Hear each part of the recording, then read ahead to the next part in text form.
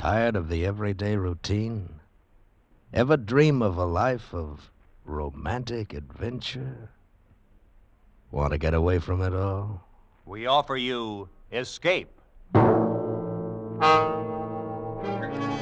Escape, designed to free you from the four walls of today for a half hour of high adventure. You are a prisoner in the magnificent mountain retreat of the richest man in the world, yet in love with his beautiful daughter. While haunting you, terrifying you, is the certain knowledge that the only sure escape would be death.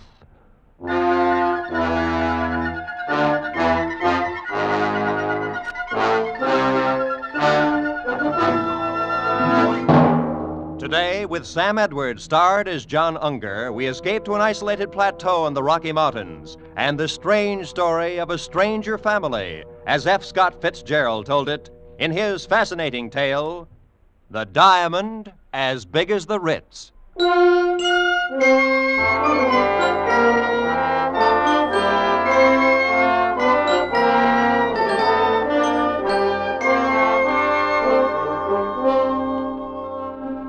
I'd been going to St. Midas Prep School for a couple of years, and this was my second summer vacation. I'd met this fellow Percy Washington during the winter and got to be pretty good friends with him. Only I didn't know about his family or where he came from or anything like that. Of course, I knew he must be rich. All the fellows at St. Midas came from wealthy families.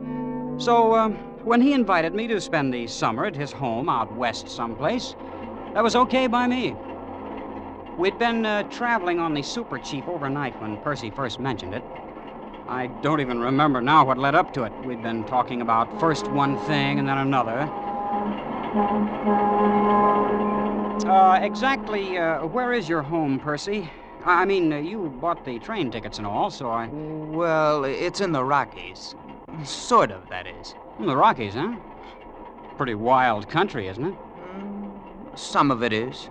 And now you take Hades, Missouri, where I come from. It's been settled for 150 years. One of the first towns on the Mississippi River. Indeed. Oh, sure. That's very interesting. You know, I sure do appreciate your not making jokes about it, the way some of the fellows do when I say I come from Hades. John, do you know that my father is the richest man in the world? Oh? By far the richest. I read about a man that paid taxes on a $5 million income. Small fry. If my father paid a tax on his real income, he'd disrupt the whole economy of the United States. No kidding. Oh, I like rich people. The richer a fellow is, the better I like him. My father could buy out all the millionaires in the country and not even know he'd done it. Is that a fact? I visited at the Schlitzer Murphys once. They're plenty rich. Why, their daughter, Vivian's got rubies as big as hen's eggs. I like jewels. Always have. I used to collect them instead of stamps. And diamonds? The Schlitzer Murphys had diamonds as big as walnuts. Oh, that's nothing. Huh? Nothing at all. My father has a diamond as big as the Ritz. Oh. Please. I'm not joking. But you mean as big as the Ritz-Carlton Hotel? Exactly. My father has a diamond as big as the Ritz.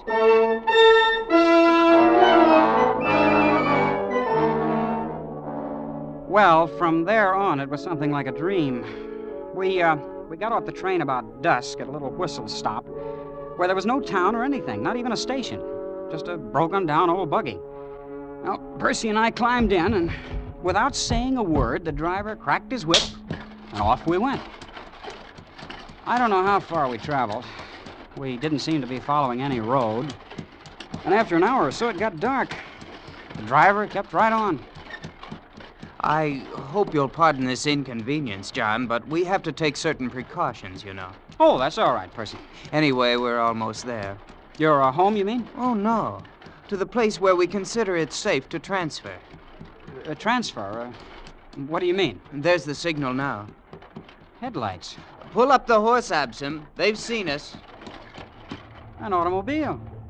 Yeah, but how? There's no road. Oh, it's special built. Doesn't need roads. Welcome home, Master. Good evening, Gigson. Come on, John. Let's get in. Gosh, what's the body made out of? Silver? No, platinum. Those are emeralds in the hubcaps. And the upholstering, it's fur. Mink. You are ready, Master? Anytime, Gigson. You'll probably notice, John, the exceptional brightness of the headlights. The lenses are cut from diamonds. Boy, what a car. This old junk heap? We use it for a station wagon.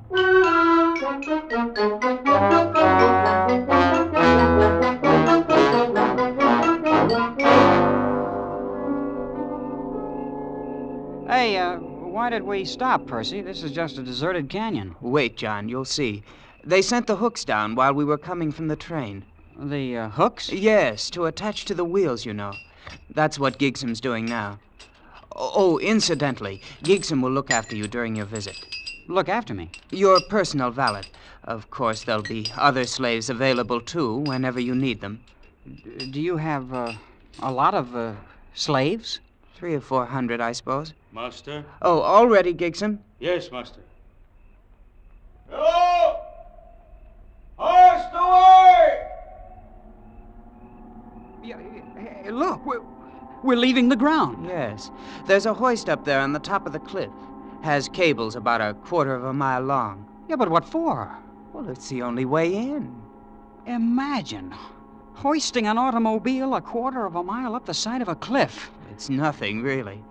As you may have guessed, John, this is not going to be like anything you ever saw before in your life.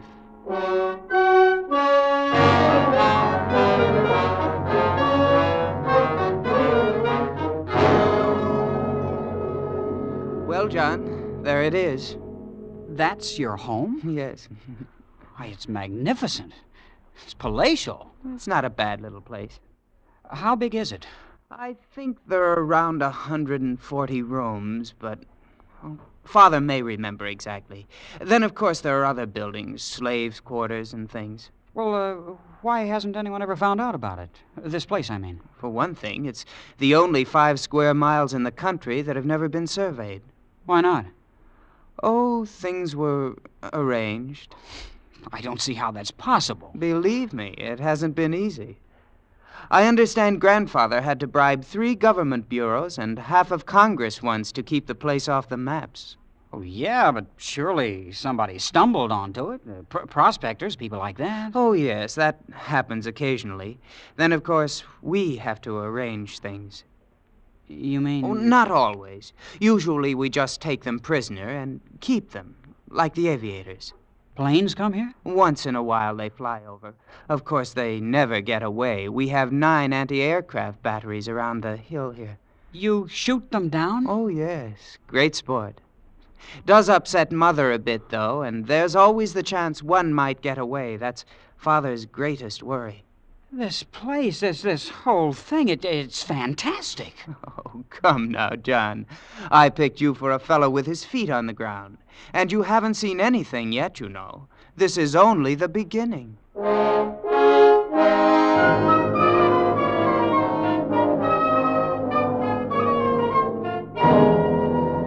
And it was only the beginning. We crossed the acres of lawn and entered the great chateau.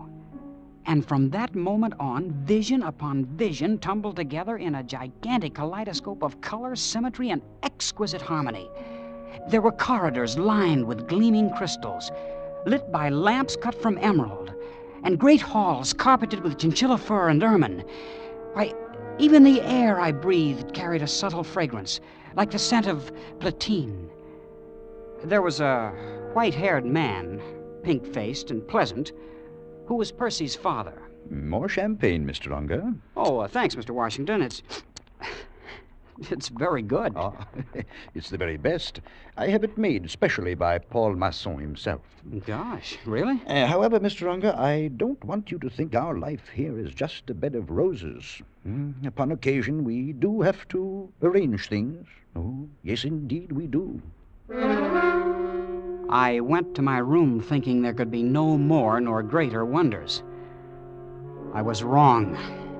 There were many more and greater ones, and one of them I discovered the next morning in the gardens.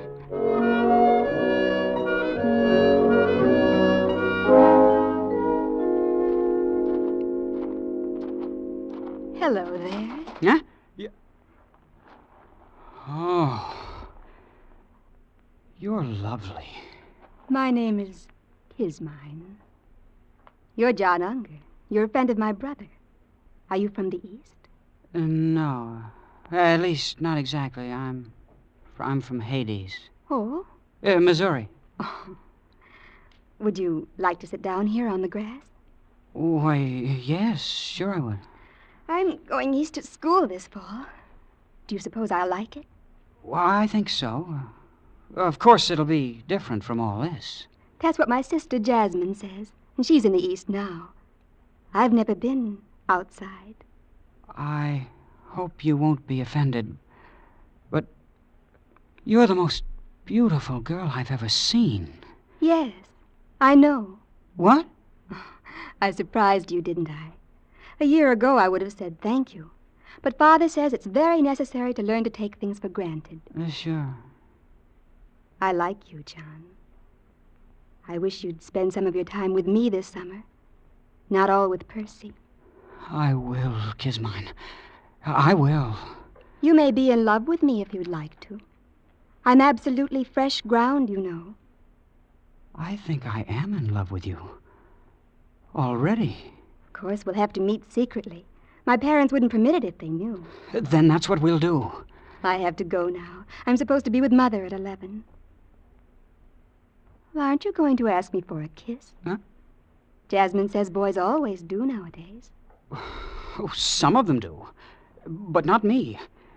We don't expect nice girls to do that sort of thing in Hades.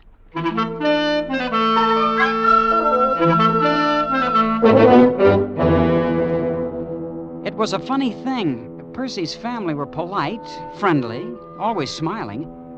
And yet all the time I had a feeling that some terrible and golden mystery lay hidden just around the corner.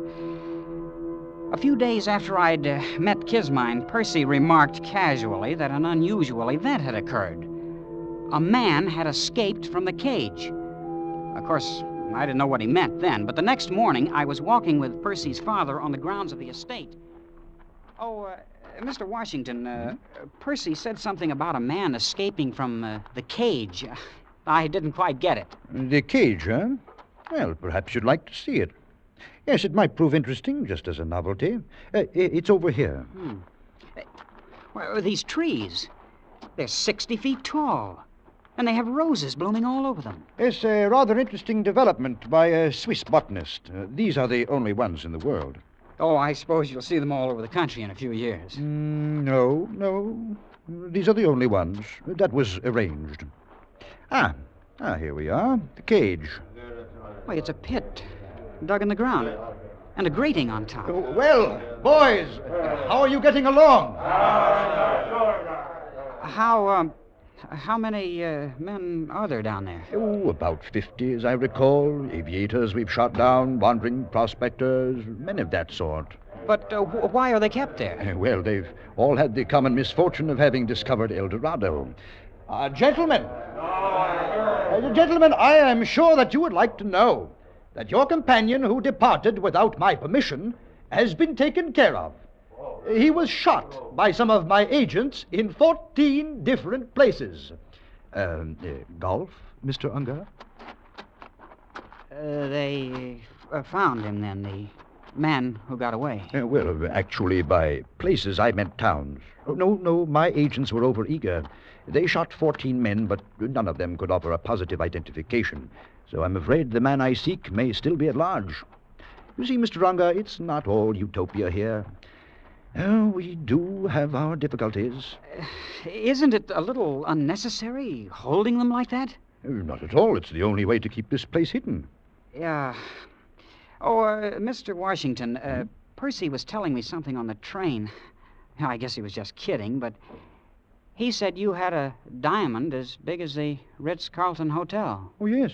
Yes, indeed. As a matter of fact, it's much bigger than the Ritz. Much bigger.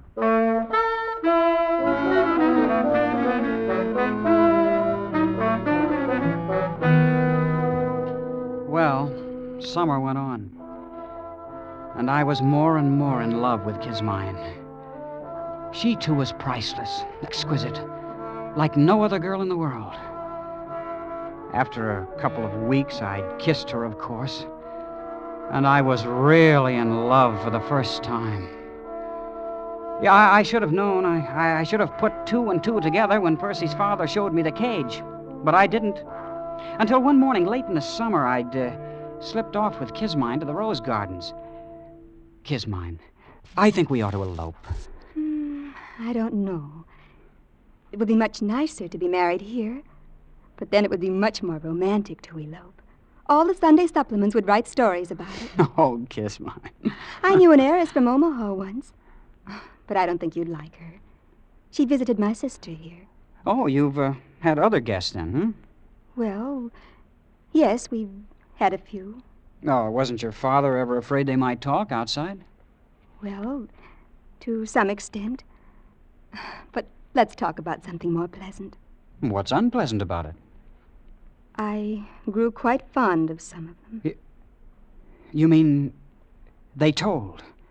And your father... They didn't get a chance to. Father had to be sure. But that's murder. Well, what else could we do? In the cage, they'd be a constant reproach to us. And Father does it so nicely. They're always drugged in their sleep. And we tell their families they died of scarlet fever in Butte. I'm not sure what effect that has on the statistics there. Of all the horrible... No, it's not. After all, it would be terribly boring here without ever having anybody. Why, Father and Mother have sacrificed some of their best friends. That's what they plan to do with me, then. See, now you're sort of depressed. I knew you would be. And we could have had such fun. Fun? Couldn't you try to forget it and be nice to me until you're put away? It's only for 2 or 3 weeks. You'd go on this way? Kissing? Talking about love? When you know I'm not much better than a corpse? You're not a corpse. You're not. I won't have you saying I kissed a corpse. That wasn't what I said. You did, too. I did not. You said that... Just a moment. Father. Who kissed a corpse? Nobody. We were joking. Now, you two haven't any business here anyway. Kismine, you go read, go play golf, and don't let me find you here when I come back. Yes, Father. Yeah, well, good day, children. You see, now he knows. You've spoiled it all. You don't really love me. Kismine, you... Oh, what's the use? Look, Kismine, why would it be so terrible if anyone found out about this place? Why, it's on account of the diamond, of course.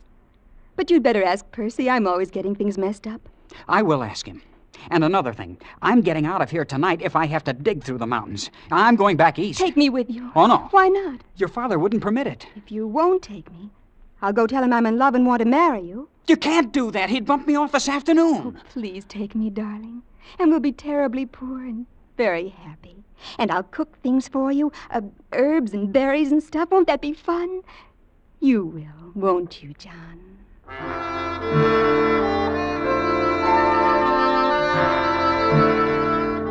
Well, my head was really in a whirl. This whole thing was fantastic. And so was the family. Even Kismine. Well, I couldn't think of anything to do, but I rushed to see Percy. But, John, why didn't you ask me before? Because I thought you were kidding all the time. I know. You wouldn't have believed me if I had told you. I'm ready to believe anything now. Well, it was Grandfather who started the whole thing. Purely an accident. He came out here from Virginia and stumbled onto it. Onto what? The diamond, of course. Grandfather spent 2 years going around to different cities of the world, selling bits of it. And then he started building this place. First, he started putting his money in jewels, and then he found the radium took up much less space. Father's carried on since, you know. But why the secrecy? Oh, it just wouldn't do if anyone found out. Ruin the economy of the world. The thing's too big. This thing has been going on for 3 generations. The cage, this thing of inviting friends. Oh, yes. You see, there wasn't really any danger before airplanes. They're what worry us. And you knew when you invited me here what would happen. Please, John, I thought you'd be more sensible about it. After all, you can see my position. Yeah. Where is it? Where do you keep this diamond that's caused so cockeyed much trouble? I thought you'd guessed. You've noticed the hill the chateau stands on. Oh, yes, but... It contains a cubic mile. And except for a thin covering of dirt, it's one big, solid diamond.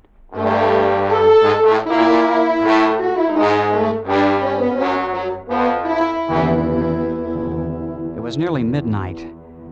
I didn't know what awakened me, but all of a sudden I was staring across the patches of moonlight, spotting the ermine carpet of my bedroom, staring at 3 slaves I'd never seen before. They just slipped inside the door and stood there, each with a vicious length of shiny copper wire. The official executioners. I lay there on the bed watching them, counting heartbeats, not daring to move, not daring not to move. They didn't know I'd awakened. They began edging across the room.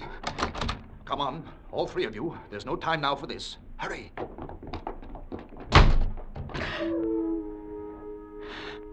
I took one long, deep breath, the first in several moments. Then I was out of the bed in an instant, throwing on my clothes and dashing through the long crystal corridor to Kismine's room. Kismine, are you awake? John, over here by the window.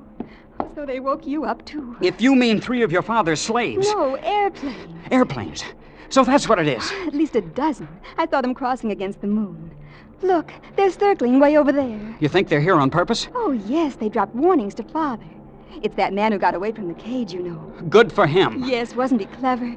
I think we'll open up on them any second now. Open up? Yes, our anti-aircraft. Oh, this is thrilling. Thrilling. Oh, look, they're in range now. Bravo! Bravo! Kismine, get away from that window! Good heavens, did you see that? Yes, and we've got to get out of here. Can't you understand? They'll bomb the chateau next. Oh, there's a little grove across on the side of the mountains. We always keep one of the cars there. We'll have a nice view of everything. A nice view? Kismine, you don't seem to understand. They mean business. They're out to finish off you and your whole family. It all seems so silly. Why, when you come right down to it, they've never even met us.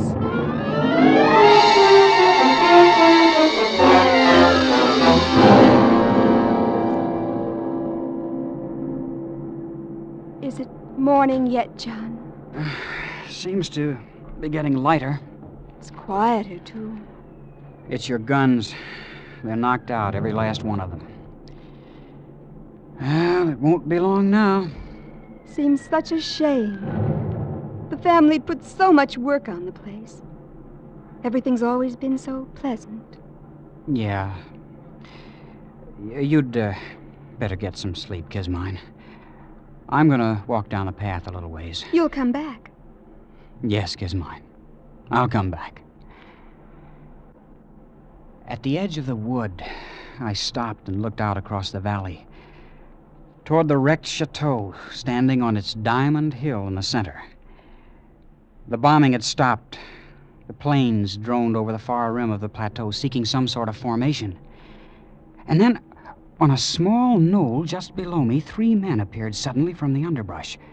The first one strode imperiously ahead, and the other 2 bore a heavy burden between them. It was Mr. Washington and 2 of the slaves. All right. This is far enough. We'll stop here. Now, hoist it up. The burden they held up to the heavens was an immense diamond. Now, you up there. I could see no one else anywhere in view. You up there. I want you to understand, this is only a sample. I'll give you 1,000, cut as fine, set in pedestals of platinum. And I'll build you a tower 1,000 feet high, cast of solid gold.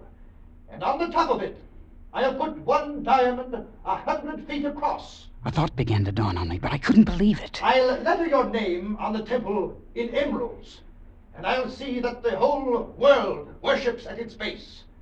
All you have to do is to make everything the way it was before. Mr. Washington was offering a bribe to God.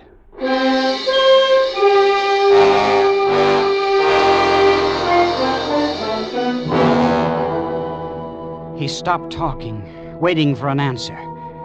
And then, out of those same silent heavens, blossomed the white puffs of parachutes.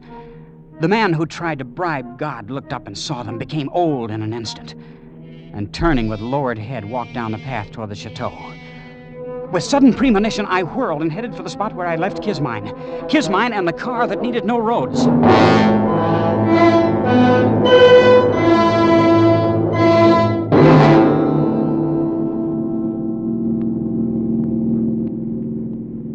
Haven't we gone far enough, John? I suppose.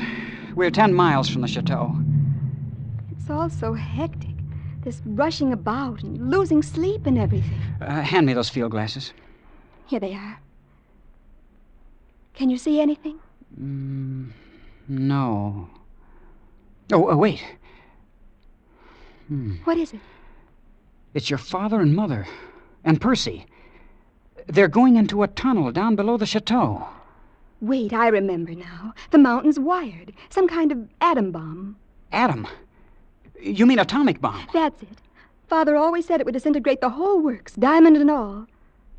Of course, he only regarded it as a last resort. So he'd rather have it like that. They're all inside the tunnel now. The paratroopers are moving in. I don't suppose there's really anything to be done about it now. And there wasn't.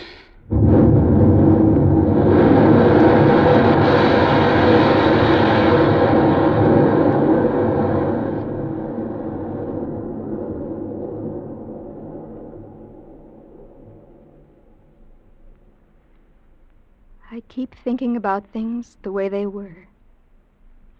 It was all so pleasant. I don't suppose it will ever be exactly like that again.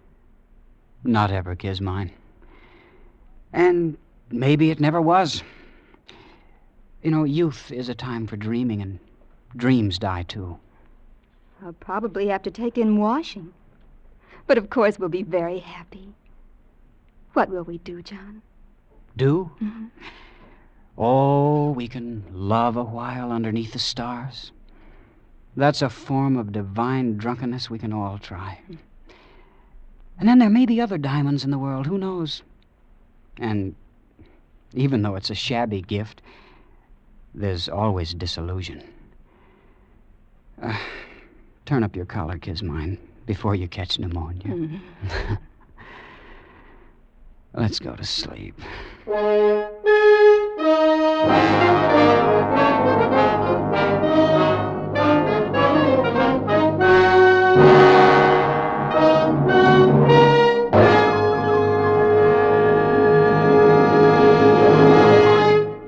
Escape, produced and directed by Norman Macdonnell, has brought you Sam Edwards in The Diamond as Big as the Ritz by F. Scott Fitzgerald. The radio adaptation was by Les Crutchfield, with editorial supervision by John Dunkel. Featured in the cast were Nina Clouden as Kismine and Hugh Thomas as Percy, with John Daner and Jack Crucian. The special musical score was conducted by Leith Stevens.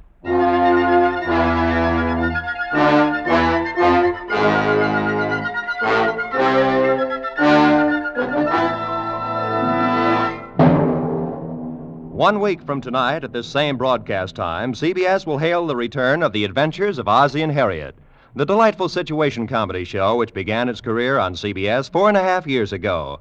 As they take their place among the stars on CBS's 10 great Sunday night shows, Ozzie and Harriet will celebrate their homecoming by presenting to their CBS audience their own sons, David and Ricky. So remember to be here next Sunday evening, April 3rd, as Ozzie and Harriet return over most of these same CBS network stations at 6:30 Eastern Standard Time. Now, stay tuned for the Jack Benny Show, which follows immediately. This is Roy Rowan speaking.